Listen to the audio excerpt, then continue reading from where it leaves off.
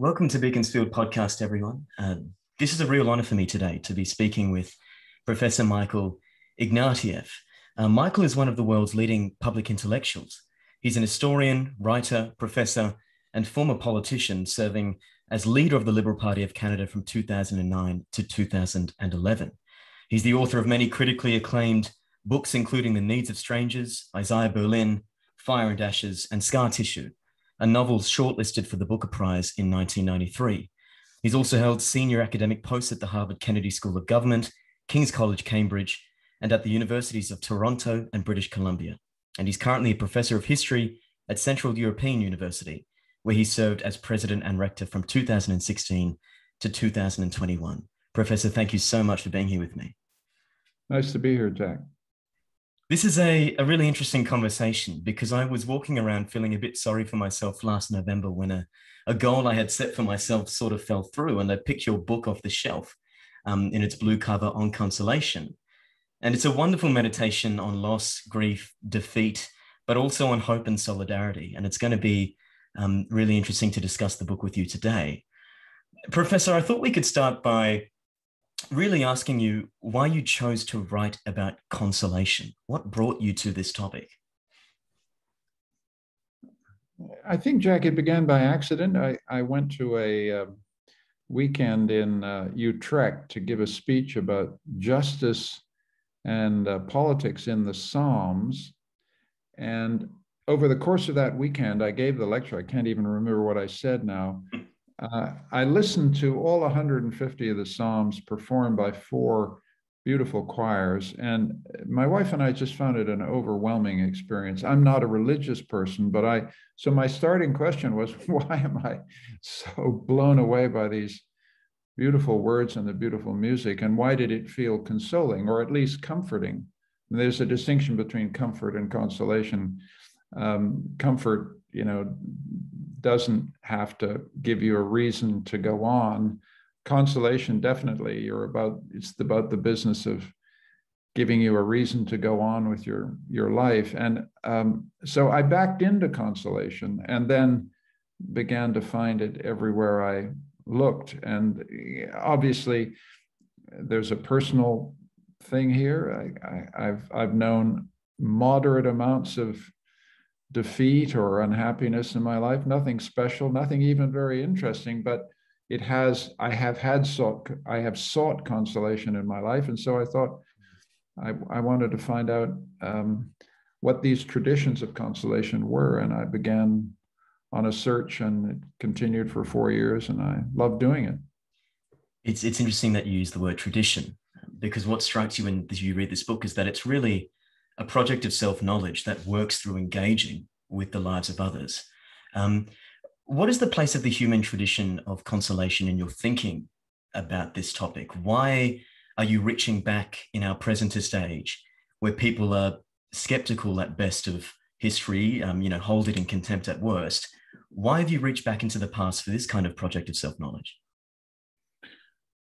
Well, I'm a historian. I'm stuck with how I think, and I think you can't understand the present without historical context and knowledge. And I think that we've told ourselves a story about modernity that I just think is false, which is that we're in a completely unprecedented new situation. Modernity is a break from anything going on in the past. And therefore we're kind of orphaned and homeless in the 21st century. I just find all that kind of tiresome cliche, because if you look at, Marcus Aurelius, or you look at Cicero, or you look at Boethius, the people I recover or talk about in these books, they're speaking directly to us. The Psalms are speaking directly to us. There's no, the idea that we're cut off from these traditions because of the unprecedented character of modernity and digital media and all this, it just seems to me false. And so I just wanted to say, forget about it. Look, just don't orphan yourself. Don't orphan yourself from the past. Of course, the past is another country. Of course, it's hard to understand.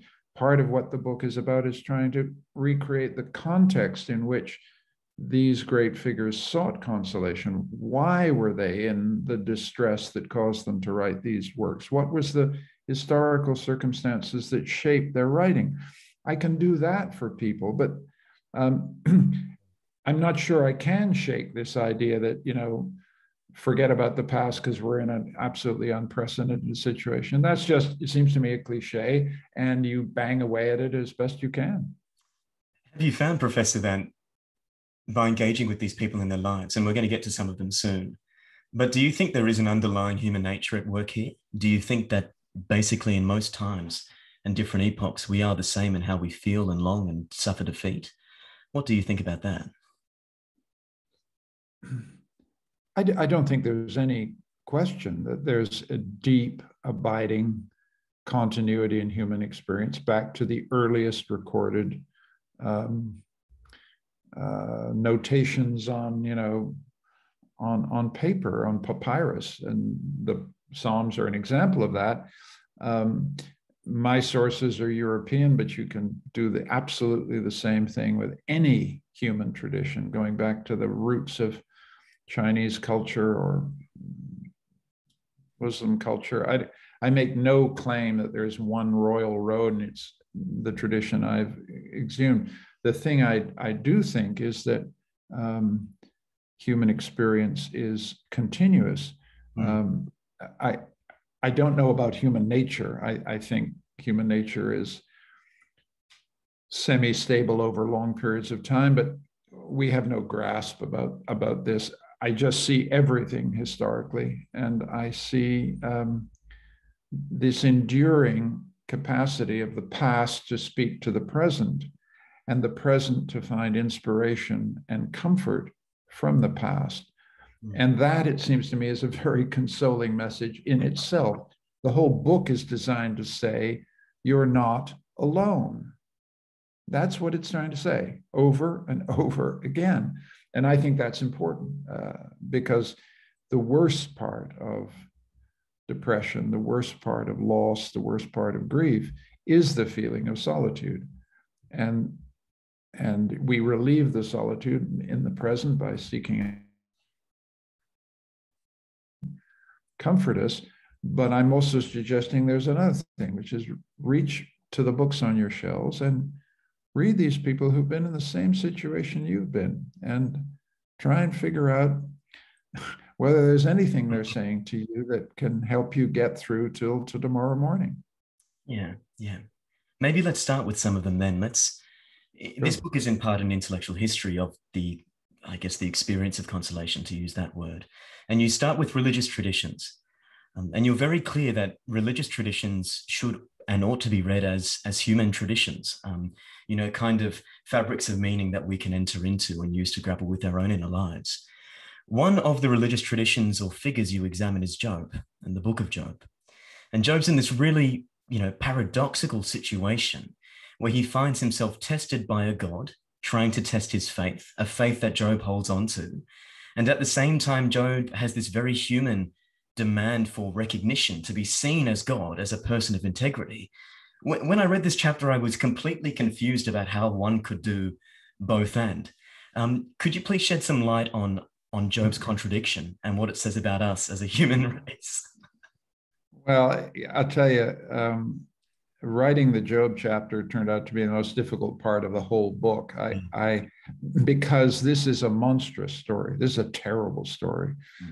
This is an image of a God who actually doesn't test the faith of Job. He tortures Job, right? He tortures Job on a whim because the devil, or this Satan figure, says, come on, just try this guy's faith. And so Job, who starts the story in the plenitude of good fortune, is then afflicted with plague and the death of his children, and his barns burned down, and he's, and so the more you think about it, the more you realize that Job is one of the most profound reflections ever on the pure malignity of fate, the pure horror that can happen to people. And therefore it's perfectly contemporary. I mean, there are Jobs all over the world right now, there's a Job sitting in a small village in Afghanistan watching his children starve. I mean, it's not hard to find Job in the 21st century. And that Job in the 21st century and in the Bible is saying, why are you doing this to me? I've been faithful. I believed in you. Why are you doing this? And this moment where you seek to explain why fate is the way it is, I think, at the root of consolation as a human process. What is particular about human beings is this demand for meaning, this demand for an explanation. And so Job is a magnificent figure because at one point he stands up kind of in rags, covered in sores, and basically shakes his fist at the sky and says to God, I've kept faith. Why haven't you kept faith with me? And then, astoundingly, God replies out of the whirlwind saying, who are you? Why do you presume to understand what I have in store for you? You're just a tiny little figure in the sky, on the ground there. I created the world, and so stop asking me for meanings. I do what I want. But the interesting thing in the story is that God recognizes Job in some crucial way. Job then says, okay, I understand this is too big for me to understand, but God gives him recognition for the act of asking, why me? And that, I think, is a crucial moment in the Western tradition of consolation, because instead of mutely experiencing suffering, we constantly ask, why me? Why are you doing this? Why has this happened to me? And seeking from our friends and from our colleagues and from our traditions and from our holy books explanations. And that's where I think the impulse for consolation comes from. And Job is eventually consoled very mysteriously because God decides to restore him to his fortune, and he dies old in years because mysteriously God decides to reverse course. And I think one of the messages there is that you can take in contemporary life is the wrong question to ask when you experience great misfortune or grief. The wrong question to ask is, why me? The right question to ask is, what do I do now? How do I get out of this? How do I find hope to go on? So that's a reading of Job. But look, people have been trying to figure out what Job is all about for 2,000 years. And I'm just joining a long queue of people baffled by wisdom, which we can barely understand. It's very interesting because when I read that chapter, I thought of the Gita and the Indian tradition, where the great warrior Arjuna is on the battlefield and has to rise up against his gurus and his family. And the god Krishna descends and to an Arjuna who's skeptical and doesn't want to fight the other side. He says, they're my gurus. I love those people. And Krishna says the deity, the expression of the deity, just rise up and do your duty. These circumstances were entangled for you long before you got here. Have the integrity that you ought to have and be the thing that you ought to be, like Job, and take recognition, demand recognition for your suffering. So it's another wonderful parallel there to show how this human tradition, it's this experience, this common experience, isn't it? On that point, it would be wonderful if you could read for us an extract from a psalm, Professor. The Psalms are these kind of great songs of longing that are mixed in with both dark and light. And they themselves, I guess, capture our experience. It would be wonderful if you could just set the stage with a reading of one of them before we ask a question about music. Well, I don't have a very imaginative choice, but I'll just read it. Wonderful. The Lord is my shepherd, I shall not want. He maketh me to lie down in green pastures. He leadeth me beside the still waters. He restoreth my soul. He leadeth me in the paths of righteousness for his name's sake. Yea, though I walk through the valley of the shadow of death, I will fear no evil. For thou art with me, thy rod and thy staff, they comfort me. Thou preparest a table before me in the presence of mine enemies. Thou anointest my head with oil, my cup runneth over. Surely goodness and mercy shall follow me all the days of my life, and I will dwell in the house of the Lord forever. Mm. To me, it's a song that is coming from a place of suffering where someone is trying to almost will into existence a better experience of being in the world. How is longing working in that poem, in that song, in that tradition? What does that teach us about human longing? Well, I think the first thing about that famous psalm is that it knows what we need consolation for. Mm. This unforgettable image of walking through the valley of the shadow of death is one of the greatest images in literature of what it is to feel fear of death. And so the reason Psalms have consoled people for millennia is they know what we need consolation for. And then they have a wonderful image of what it is to be consoled, is that you feel the presence of a protector. And you have this sense of a destination. I shall dwell in the house of the Lord forever. That sense that you'll be safe, you'll be secure, you will come through the valley to a place of safety and hope. And even if you don't believe in the religious premise, the images here are so strong. They convey what it is to need to be afraid, and they convey what it is to be safe and secure. And so they have worked on us for millennia. Now, there are people who say to me, come on, you can't really derive consolation from Psalm 23 unless you actually believe there is a God and that there is a house of the Lord and that you will be taken up to that place. And I just respectfully disagree. I don't see why I need to pass some test of faith before I can read the Psalms. I can read the Psalms any way I like. Yeah. And I derive comfort and consolation from them, despite the fact that I've had a quarrel with, the divine hypothesis since I read Hume at the age of 18 in second year university. And it leads me to be very respectful of these religious traditions because they are such powerful collections of human wisdom and human experience.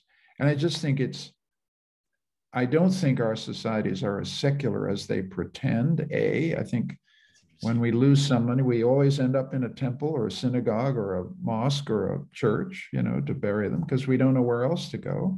And secondly, all of this massive religious tradition is behind us, and it seems crazy not to use it.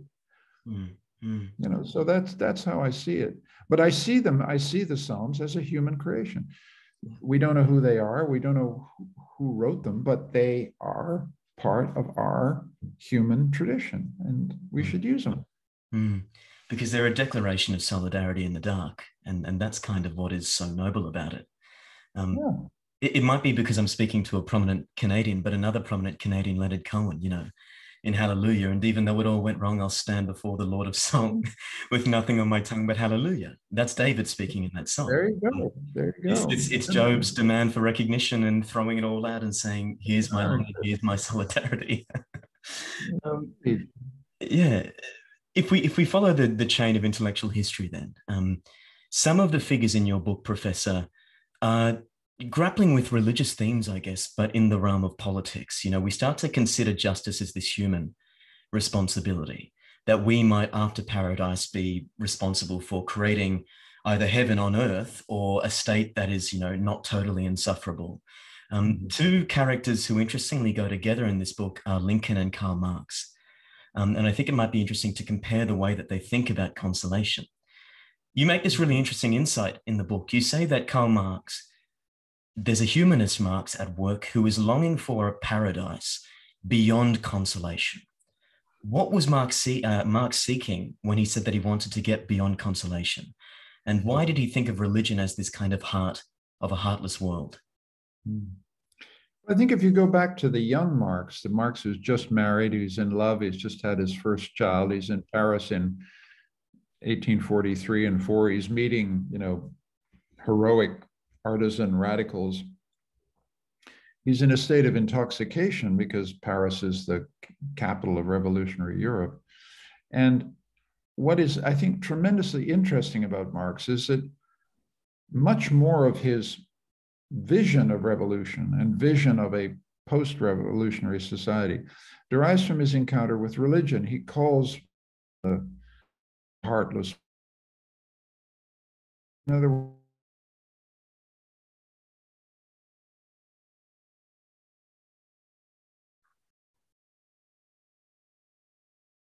skepticism. He understands the longings that are being expressed by religious belief. The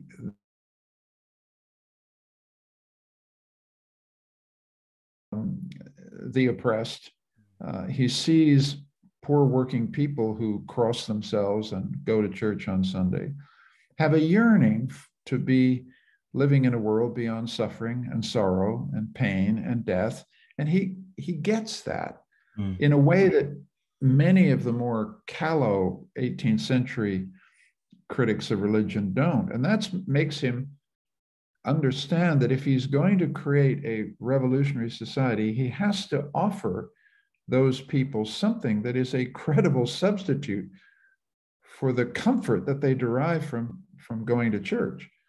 And I think that's Marx's revolutionary theory is worked through a critique of religion. He says somewhere, the beginning of all critique is the critique of religion, by which he means you can't get a politics unless you understand the longings that religion is speaking to. And I think that is an insight valid in traditions that are not Marxist at all, including my own.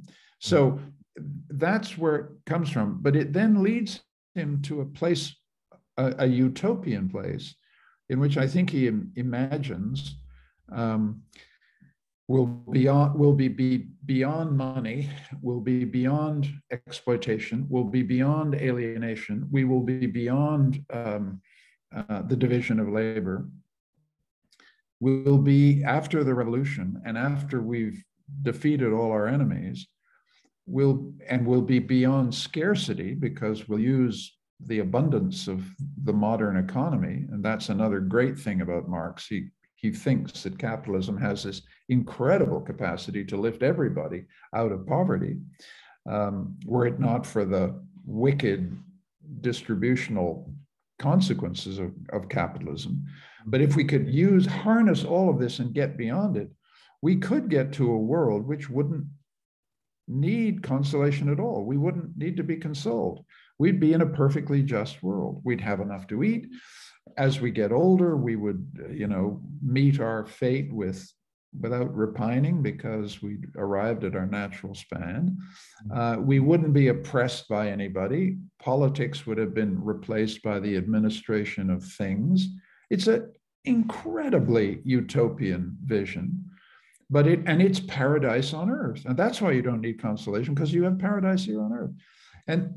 And you have to take the Marxian dream very, very seriously, because people fought and died for it for 150 years, right up until the eventual decline and fall and collapse of official Marxism in the 60s and 70s. And I think the disgrace of Marxism is terminal, in the sense that just too many people were slaughtered to bring this dream to being. But if you go back to 1843 and 4, you can see the full power of it. And it seems to me essentially a religious dream of deliverance from history, deliverance from pain, deliverance from suffering. And I think that dream is both extraordinarily beautiful and fantastically dangerous. And so that's why I wanted to write about it. Because I think, to round it off, Marx wants an escape from tragedy. And I think there is no escape from tragedy in human experience. I don't mean that in kind of some heavy, portentous way. I just mean, death, pain, suffering, failure. Just go with the human experience. They're not errors, they're not mistakes, they're not design faults that we could correct if we just had better social engineering. They're built into the human experience. And attempts to create a world beyond tragedy are dangerous because they simply don't acknowledge the reality of human life. Yeah, from this crooked stick, nothing straight was ever made. I mean, I know that you Well, wrote. indeed. That was earlier. Kant's way of saying, from the crooked timber of humanity, no straight thing was ever made, which was the great inspiring phrase of Kant's that Isaiah Berlin made a mantra for his particular kind of liberalism. And I'm 100% signed up for that view of things. And it's entirely consistent too with, as I said before, Burke's critique of revolution. This idea that you can't actually escape the human situation you're in. Things are going to be irreconcilable in some degree. Which is interesting then, Professor, because to compare Marx with Lincoln, they're both working in the 19th century. Lincoln finds himself in the midst of the Civil War. In 1865, he delivers the second inaugural, trying to lay the grounds for reconciliation, that is to get North and South to see themselves as a common people again. Part of that recognition at work behind that speech is to say, we can't move beyond a world that is actually going to challenge us. We can't move beyond a world in which consolation is possible. We have to work out a way to live with these things that are irreconcilable and find a way forward despite them. How does Lincoln use the best traditions that he inherits, to use your phrase, to stay within the world in a way that Marx doesn't want to, and try to create something redemptive and noble within it, despite it being, a battlefield, literally? Well, the best traditions for Lincoln are the Psalms. Lincoln's own personal attitude towards religion has been debated for 150 years. Nobody quite knows. But Lincoln understands one thing politically, which is that he's facing, in March 1865, the prospect of trying to govern a people who fought the bloodiest civil war in the history of the country. 800,000 people have died. Mm-hmm. And the thing he sees is that both sides think God was on their side. Mm-hmm. Both prayed to the same God, both believed in God, both believed that God would favor their side. And so the task of reconciliation, he understands, is to get both sides to understand something that's very difficult, which is that they don't know, they actually do not know which side God was on. He uses the Psalms to say, because the Psalms say, he uses them to say something odd, which is, you both believed, you both prayed to the same God. We cannot know in politics whether God is ever on our side. So it uses religion to say politics is secular. Politics deals with people who have imperfect knowledge. They cannot claim that they know that God is on their side, because that way fanaticism, bloodshed, and death lie. We have to live in a world in which we do not know what purpose God has for our suffering and for our conflicts. But that doesn't mean we don't know. And one thing that is a clear fact, which is both sides have bled, both sides have suffered. That they have in common. They both have widows and they both have orphans. So let us get together, as the final sentences of the second inaugural. Let us comfort the widow and care for the orphan together, with malice towards none, those famous words. And so I see this as an extremely powerful vindication of using religion to vindicate a purely secular politics. Because he wants to take religious certainty, religious fanaticism out of politics, so he can bind North and South together. And the consolation that he directs is the consolation of simply understanding. You renounce the false consolation of believing God is on your side to embrace the true consolation of doing your duty, which is to care for those who've suffered and died. And that is a common project that can unite North and South. And that seems to me, that's why it's the greatest speech since Pericles, because, and 3 weeks later, he's dead, by the way. So it's a deeply tragic speech. And had that vision of politics been adopted, and had he led Reconstruction in the United States would be in a different place than it is today. Yeah, because he's saying we're all implicated in tragedy. So how dare we proclaim to be the ones with certainty on our side? It's very moving, very, very moving. Yeah. In thinking about politics then, you are very interesting because you are both a thinker and a former politician. And I think you've written the best possible reflection, at least the one in the last 500 years that we've had on the collisions and synthesis between the two subjects and activities. But one of the figures in your book is Weber. And, he wrote this essay, gave this lecture, Politics as a Vocation. Why did he think of politics as a vocation, and how did that relate to consolation in your book? Well, Weber is the great philosopher, analyst, thinker about the Protestant Revolution, and he takes from these religious texts of the 16th century the idea of a calling, and what he finds riveting about particularly the Lutheran idea of a calling is this incredible sense that you could have that God has blessed your calling. You choose to be a carpenter, you choose to be a painter, you choose to be a priest, and you have this sense flowing right through you that you've chosen a form of work which is pleasing to God. Not merely pleasing to God, but it'll take you to salvation. And so this sense of calling to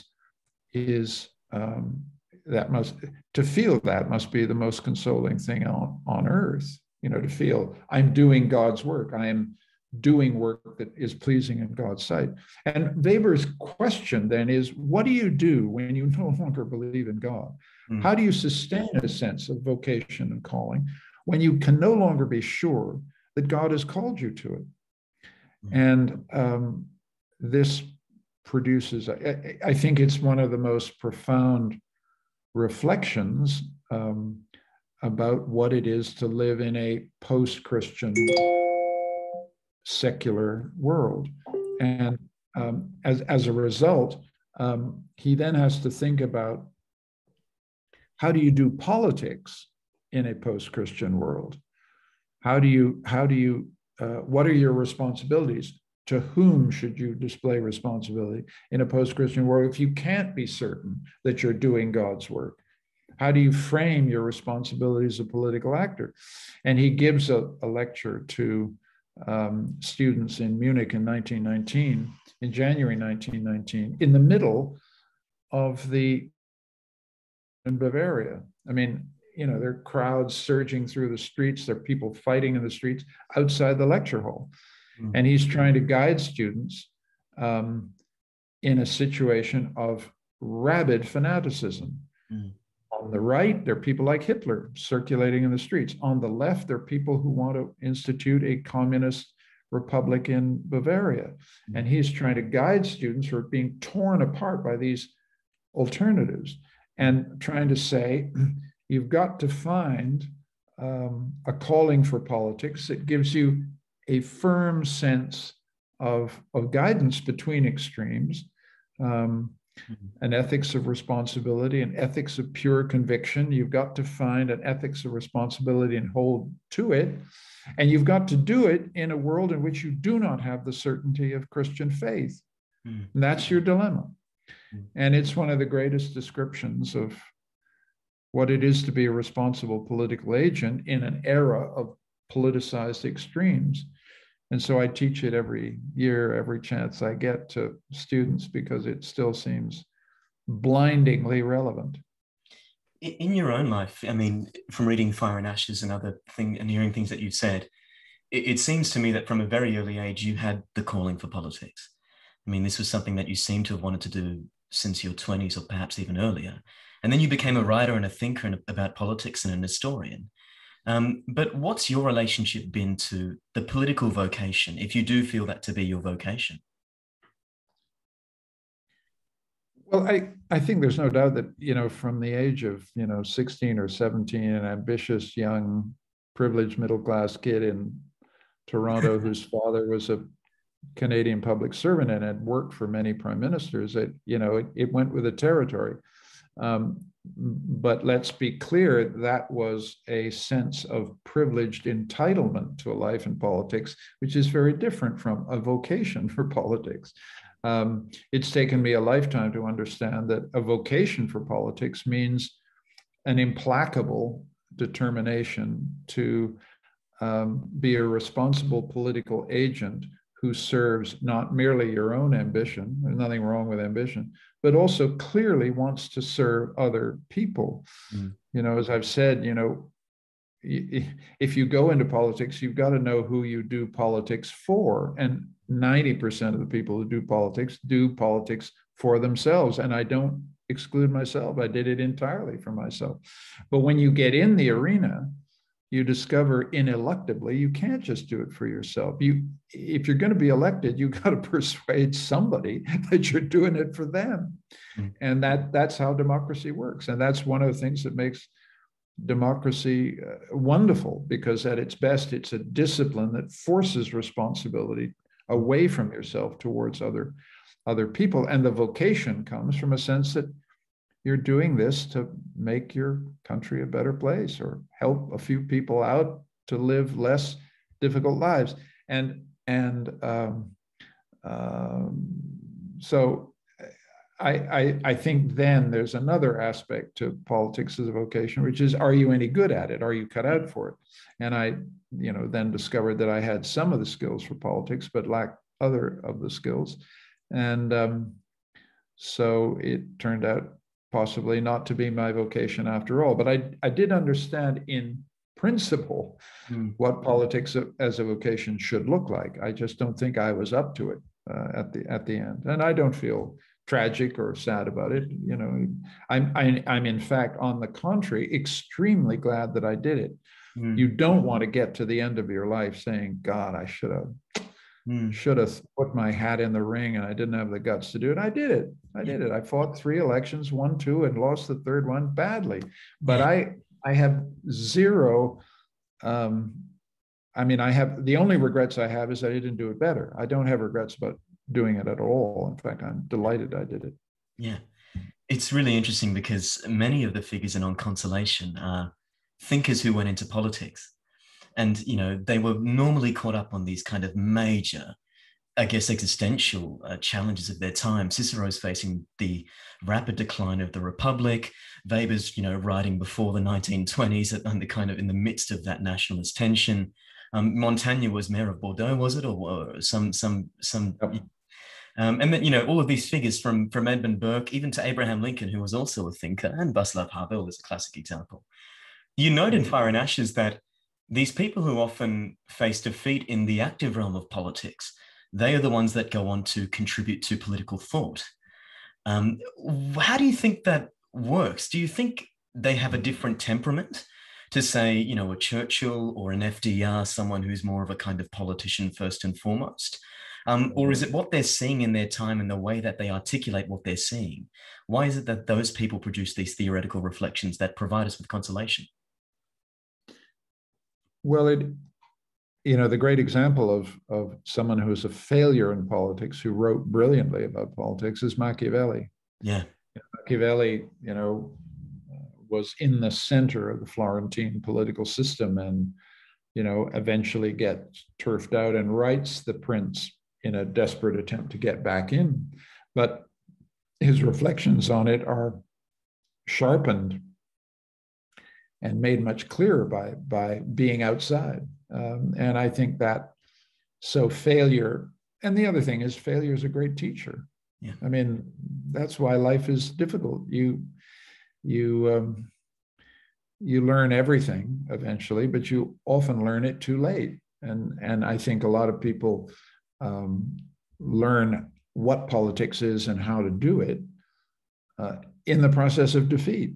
And I think, but I don't think that's specific to politicians. It's specific to life. And the lessons of failure are extremely useful. And then, you want to pass those on to other people so they don't make the same stupid mistakes you did.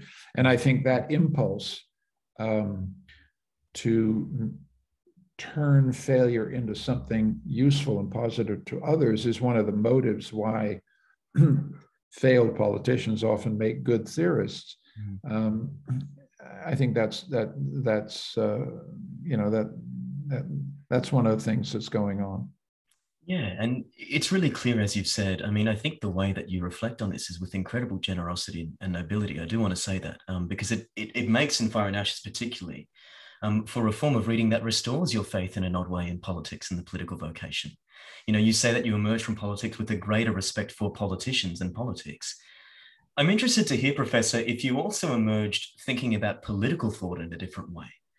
So when you would go and you read Burke now, or you read Weber, or you read Machiavelli, do you think that it's useful to spend the amount of time that you have with these thinkers so as to prepare you for life in active politics? Is there a relation there that's actually helpful, or are they completely separate activities? What do you think about that?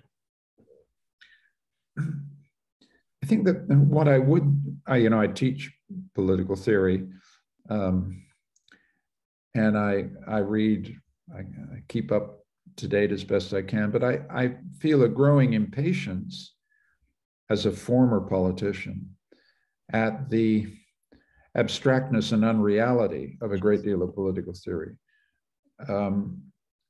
A lot of the great historical classics are very apposite and relevant, Machiavelli especially. I mean, Machiavelli really is useful in a visceral way in the political cockpit.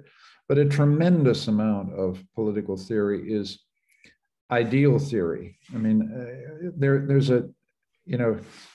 I'm very divided about someone like Rawls and John Rawls's impact on liberal political theory, because there's a kind of, it's noble, it expresses absolutely brilliant insights about justice and fairness, but it's very divorced from the actual business of doing politics. And I think liberalism is enfeebled, I think, by an excess of theory about what liberalism ought to be, and much less about how you actually get there, and get there consistent with your principles. And I think that's just a problem. One of the essays that I think goes against that trend, and that I love teaching, is an essay that not many people know by Isaiah Berlin called A Sense of Reality. Because there, what Berlin is fascinated by is, what is it that someone like Bismarck knows? What is the form of knowledge that a great politician has, a Roosevelt, a Bismarck, a Churchill, that is so very different from, abstract philosophical knowledge? And I think that's an urgent question, and an interesting one. What is it that Bismarck knows that everybody else doesn't know? And if we could get a better answer to that, we'd be better liberal politicians. Yeah. So that's yes. I think the experience of politics makes me somewhat more impatient with political philosophy. And I guess it's a question of where you look, which is partly probably the reason that Sir Isaiah Berlin moved to intellectual history, right? Because history throws you right in it, in all of the messiness, trying to work out how people like, Cicero, I'm very conscious that he's on my shoulder right now, but, thinking as a political thinker in the midst of action. Do you feel that way about history, that it can offer you that kind of concrete messiness that you need, that philosophy does not? Yes, I think the reason I'm a historian is not simply that it's just a It's just where I started. It's also been reinforced by a sense that Yes. specific historical case studies of political action in real time are the most useful thing for you to study as a political theorist or as a potential political activist. It is only because politics is about governing in time, reacting in time, dealing in time with radical, unexpected contingency. We're in the middle right now of the possibility of war in Europe. None of the political actors on the scene now, a real prospect of war in Europe. Well, that's politics. That's what it really is. And we're savage about politicians because we often don't understand that. Yeah. We think politics is about applying, selling a program to the people, enacting the program, keeping your promises. Fine, yes, but it's also reacting to absolute radical contingency. 9/11, boom, and now the war in Ukraine. And history is terrific at teaching you that politics is about the management, coping with the utterly unexpected. And those are situations in which some people rise to the occasion. Temperamentally, they're at home in crisis, and other people just can't do it. Terrific, good people crack under that kind of pressure. And so when I said much earlier that I ended up having more admiration for politicians after leaving politics than when I came in, it's partly because the people I ended up admiring were people who were good when it was very, very tight. And this was a matter of temperament. It wasn't a matter of education. It wasn't a matter of their degrees. It was just they were the kind of people you wanted to have in a foxhole. At the end of the day, yeah, absolutely. That's very, very interesting. Professor, if we can just read out a final extract. I'm conscious of time, but there was a paragraph in the book that the first time I read it, I probably had to reread it about 10 times because it just it set up a whole lot of things for me, and not just as a political thinker or reading about history, but I mean as a person. I think I'd be very grateful if you could read it for our listeners. It's on page 258 of On Consolation, starting with "Failure is a great teacher." But I think this is something we all need to hear. If you could please read it out, I'd be very grateful. Failure is a great teacher, and so too is aging. As I've grown older, at least one false consolation has dropped away. Of all the advantages that loving parents, class, race, education, and citizenship conferred on me, the most incorrigible entitlement was existential, that I was somehow special. I'd been given an all-access pass that gave me free passage through life. This was absurd, of course, but it was an illusion that sustained a great deal of what I tried to do. Failure and age gradually teach most of us otherwise. You shed any illusion of a special status that confers immunity from folly and misfortune, and come to accept willingly or otherwise that you're like everyone else, prey to delusion, self-deception, and all the ills that flesh is heir to. You realize that the all-access pass will have to be handed in, and that in any case, there's a door ahead that it will not open. It takes some time to accept the emergent sense of solidarity with the rest of humankind that begins to dawn when you do hand in that pass, when you realize that your previous liberal protestations of abstract solidarity had been so false, when it finally hits you that you're yoked together with all others in a common fate. But these realizations are an unavoidable part of getting older, and they become a kind of consolation. You may not be special, but you do belong. This is not so bleak or so difficult to accept. It might even make you a little more attentive to the misfortunes and calamities of others, and more alive to the ancient wisdom that has always been there to warn us not to be so vain and foolish. Would you want to live in a world beyond consolation? That's my final question. Well, Jack, I don't think it's possible. I never want to preach resignation, fatalism, giving up. I want to teach the opposite, which is to live in hope. But I don't think you can live in hope truthfully unless you've struggled with failure, with loss, with grief, with the things that are just part of our existence as human beings. And the people I respect most and admire most are those who have had some acquaintance with grief and loss and hardship, because I feel they are my kin. I feel they're not above me. They're with me going through this together. So the book is trying to say, let's find a way to live in hope and live truthfully in the face of misfortune and grief and loss, accept it as part of what it is to be alive, and